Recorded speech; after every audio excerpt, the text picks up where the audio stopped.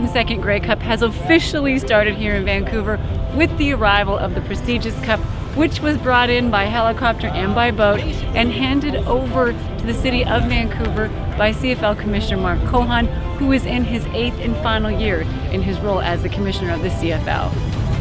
What was this like to come in the way that you did? And that actual moment of, you knew it was going to happen, but when it was happening?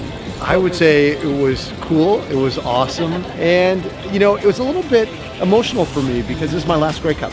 So last time I'd bring it in, being around all the men and women in the military who were so proud of their ship and what they do, and that connection between us and the military runs deep. It runs, almost as long as this Grey Cup has been around. So it was a special moment. Okay, whose idea was it to do it this way with all the... The local festival committee. They had the idea, and we just said, bought in. Like, I like having fun, so why don't I do this? Yeah. Okay, great. And this is the 102nd Grey Cup, your 8th Grey Cup. Is this a little more special than the last 8 ones that you've experienced? I think it's just special for me because it is my last one. So it allows me time to reflect on all the the good work we've been able to do over the last 8 years. But also try and enjoy it a little bit more, really embrace it and have fun with the fans. I think that's what I want to do the most. What does that mean for you? What are you going to go do to get out there? Well, I do my Fans Day of the League every year. I'm definitely going to go and visit every team's, party. I'll be at the Grey Cup Fan March, and I'll just soak it in. What are you particularly proud of in your 8 years with the CFL? What are the things? I think there's so many.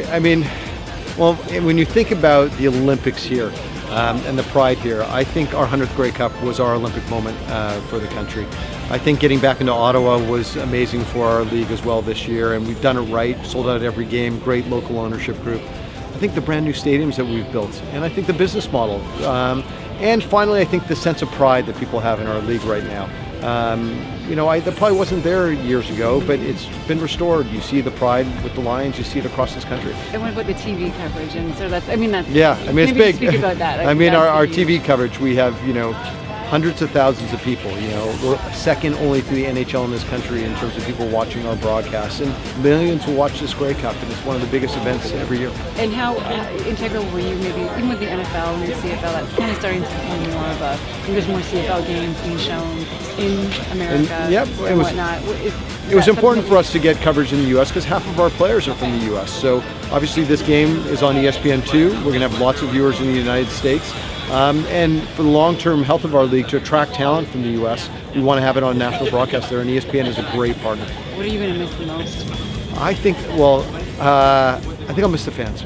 Honestly, it's been so much fun, but I won't miss it that much because I'm going to be a fan. I'll be able to root. I'll be able to cheer. I'll be able to cheer for good play, not being afraid that a camera's going to catch me. So it's going to be. I'll be looking forward to that. Will you have to? Are you going to miss football? Like, is there something? I maybe you haven't thought about what's next. Maybe you have.